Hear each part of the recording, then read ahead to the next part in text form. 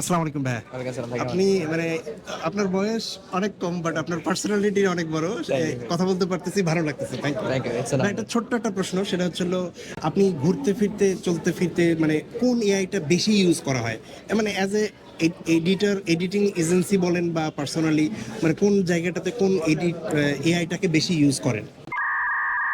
খুবই obvious answer, ChatGPT. আমি একটু আগে আসার সময় গাড়িতে আমি একটা স্পটিফাই প্লেলিস্ট বানাচ্ছিলাম গানের। ওই প্লেলিস্টে অ্যালবাম আর্ট কে দিব সেটা আমি বুঝতেছিলাম না। এই জন্য আমি চ্যাটজিপিটির মাত্র একটা ছবি বানিয়ে একটা অ্যালবাম আর্টটা দিছি মাত্র একটু আগে প্লেলিস্টটা। আচ্ছা। তো চ্যাটজিপিটি ইজ সামথিং যেটা আমার পার্সোনাল লাইফ বলেন, আমার যদি পেট ব্যথা করে তো আমি চ্যাটজিপিটিকে জিজ্ঞেস করি, আমার যদি ক্লায়েন্টকে কিছু রিপ্লাই দিতে হয় সেটা আমি চ্যাটজিপিটি ইউজ করি।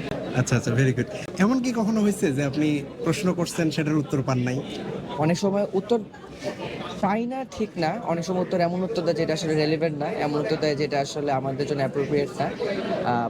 কারণ এখনো অনেক ইনিশিয়াল স্টেজে আছে এআই, ওদের কাছে এখন অনেক ডেটা নেই, অনেক স্পেসিফিক যদি কোয়েশ্চেন করি এখনো নট কোয়াইট দেয়ার।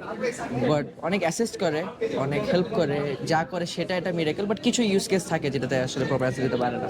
এমন কি হচ্ছে যে আর্টিফিশিয়াল ইন্টেলিজেন্স হিউম্যান ইন্টেলিজেন্সকে কমায় দিচ্ছে, এরকম কি আপনার মনে হয়?